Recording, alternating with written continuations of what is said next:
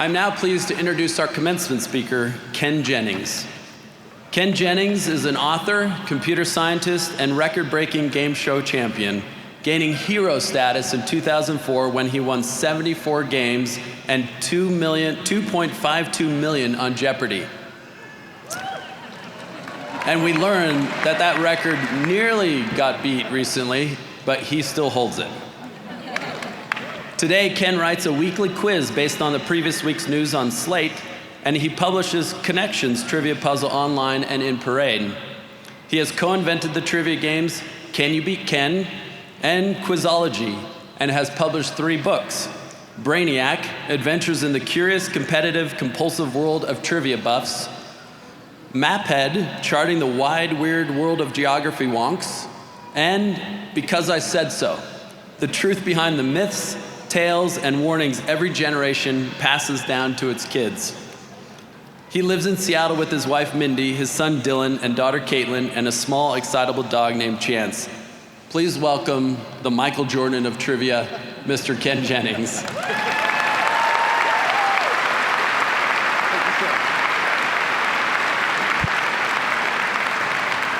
Thank you, Scott. I feel like you shouldn't even mention Michael Jordan in this building. Am I wrong? Karl Malone of trivia, maybe. Good morning, everybody. How do you feel? Have you guys ever had one of those dreams where everyone's wearing the same outfit except you? I'm like having that in real life for the first time right now. Well, I'm glad you're excited. You should be excited. You have done something remarkable today. In earning this degree, you have transformed yourself in a way. You've reinvented yourself, and in many cases, you've done it against long odds, at great personal cost, and with great personal sacrifice. Sure, you had the resources of this unique and very unconventional university. You had the support of your devoted faculty mentors. I hope you had your own support system as well, pulling you through, family, friends, loved ones. Let's pause for a moment to congratulate them as well. I know a lot of them are here today. Please remember to thank them today. They are so proud of you. But yeah, exactly. You guys are gonna get clapped for many times today. You better get used to it. But listen, reinvention, it's hard. It's not just that it takes a lot of hard work to turn yourself into a new person with new abilities, as you all have done, but it does. It also takes courage. Sacrificing and stretching to trade one life, one viewpoint of yourself in for another, that's scary. I want to talk to you a little bit today about reinvention, just to put your accomplishment in perspective. Here's my own reinvention story. In 2004, I was a fairly unhappy computer programmer living right here in beautiful Salt Lake City. Well, actually 15 minutes south of here in Murray. Wow, Murray in the house? For those of you who don't know, Murray is pretty much the same as Salt Lake City. The people are a little older and the Costco is a little bigger. It's about the only difference. So why was I unhappy in 2004 in Murray? It was my own damn fault. As far back as I can remember, the main thing I was good at was knowing stuff. Koala fingerprints are pretty much identical to human ones. The real name of the skipper on Gilligan's Island was Jonas Grumby. It's true. The longest word ever to name a Billboard #1 hit, bootylicious. Utah is the only US state with an official state cooking pot. Does anybody know what it is, by the way? Dutch oven. Whoa, everybody knows. The Dutch oven, that is correct. You guys have control of the board. And if you're from Utah and you did not know your official state cooking pot, shame on you.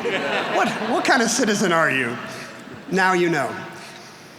As a kid, as this kind of weird kid, I would run home every day from the school bus in time to watch Jeopardy, which came on at 4 o'clock where I lived. I never missed Jeopardy. But I never took my obsession with knowing stuff all that seriously.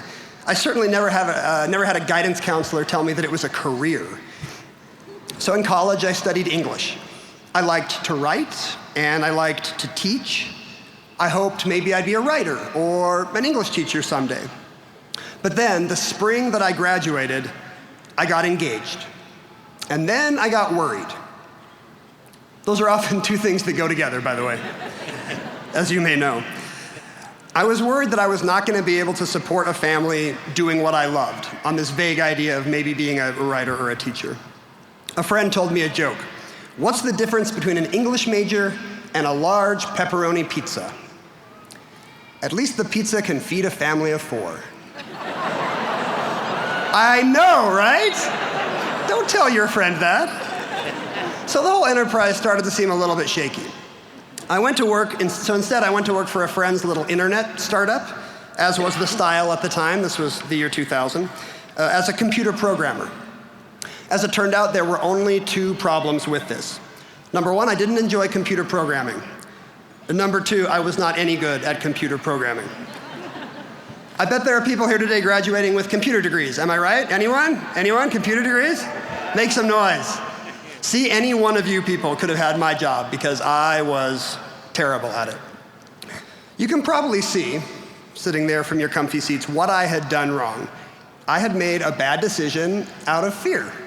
I was afraid that the things that I was good at, the things that I loved, weren't good enough because they didn't seem safe or they didn't seem easy. I hadn't believed in myself. Last night, I emailed my wife, Mindy, and I asked her if she remembered some of the ideas that I'd been throwing around this time to try to figure out my life and start over. She sent me this list. Number 1, quit my job, become a freelance web designer.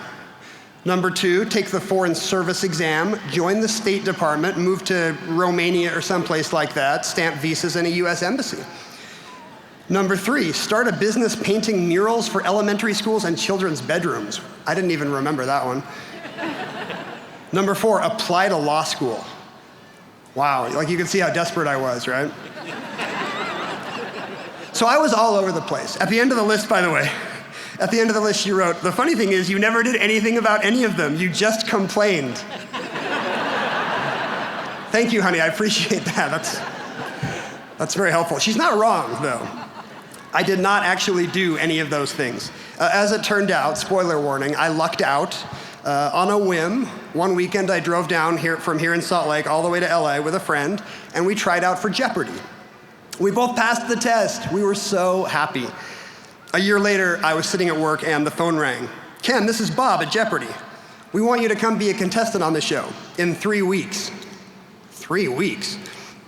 He added, the last thing he said on the call was, by the way, you know about our recent rule change, right? Now, I was a 30-year-old dad with young kids. I was not watching Jeopardy every night. In college, you watch Jeopardy. As a kid, you watch Jeopardy. And when you hit a certain age in America, and then you start planning your evening around Jeopardy and Wheel. Maybe you guys have parents or grandparents that you cannot call during the Wheel Jeopardy block. But as a young, harried dad, I had not watched Jeopardy in years. But I didn't want to say that.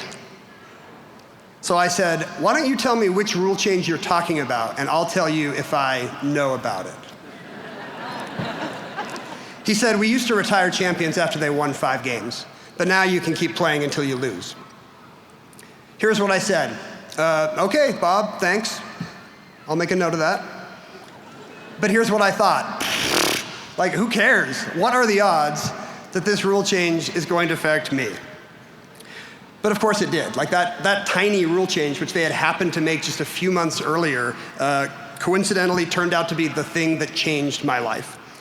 Now I write and I speak and I know about stuff full time. That's my job, and I couldn't be happier. But it wasn't a plan. It was a game show of all things. I got lucky. Not you, my friends. You had a plan. You were smarter than me. You could win on Jeopardy 76 times, I think. You got to a point in your life where you wanted something better. You thought, you know what, there's something I can be excellent at, and I am not there yet. And you figured out how to get there. You did the work. Here you are. That's how I know you are going to go on to do great things. Scott Fitzgerald once said there are no second acts in American lives. But I know for a fact that he's wrong, because I'm in my second act, and after today, so are all of you. There are between 50 and 75 trillion cells in the human body. And over time, each one gradually gets replaced. The lining of your stomach and your intestines regenerates every 4 days. Skin cells live for 2 or 3 weeks. Blood cells live between 4 months and a year. Even skeletal muscles get replaced at about 15 years. That's the warranty on your bicep. What this means is that you are, at a cellular level, an almost entirely different person than you were 10 or 20 years ago. The you sitting in your seat today is, on average, about 7 years old. Your body will keep recreating itself as long as you live. So reinvention is not a one-time event. Likewise, we are all of us works in progress. There are moments ahead of us where our situations will change, our fields will change, the world will change, and we will have to change with it. We will have to adapt. Reinventing yourself time and time again over the course of a lifetime is not easy unless you're Bob Dylan or Madonna. For the rest of us, it's very easy to get set in your ways, to do what everyone else is doing, to do what worked last time, to do what seems easy and comfortable. But you have to fight that, because we don't live in a world anymore where there's one default path to American middle-class security like there used to be. It used to be you get into college, you do what you're told, and somehow it all works out. You're set for life. But work isn't like that anymore. Today, there is no one-size-fits-all solution. You have to figure out what you can do well, and then keep creating niches where you are indispensable. Your story will be different from anyone else's. You will start a new path where there are no footsteps, and you'll keep blazing that trail. Here's what I learned about reinvention from my own experience. If you remember anything I say today, and based on my memories of commencement speeches past, I think those odds are not great. But if you remember any of this, please remember what I'm about to say now. First, obsession is destiny. The thing that keeps you up late at night and gets you out of bed every morning, make that the center of your life and the focus of your goals. For you, it's probably not Jeopardy. That's okay. Your rule of thumb should be, how much time did I spend today doing the thing that I'm best at?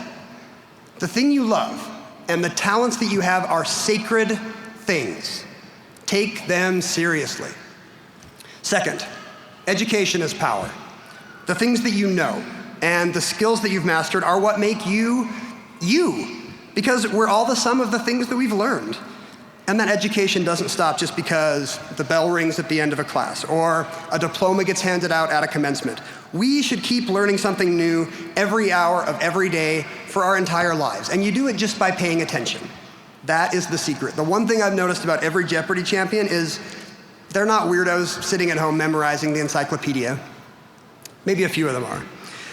But for the most part, they are just curious, normal people, but they're curious about everything. They pay attention. Third, and finally, time is short. When you make a course correction a few decades into your life, like I did, like maybe some of you did, you become so aware of how precious every day is. There is no time to waste. There is so much good work to be done. What's the meaning of life? Why are we here? We are here to go. So go forth. The world needs you. Change the world. Thank you so much, everybody. Congrats again.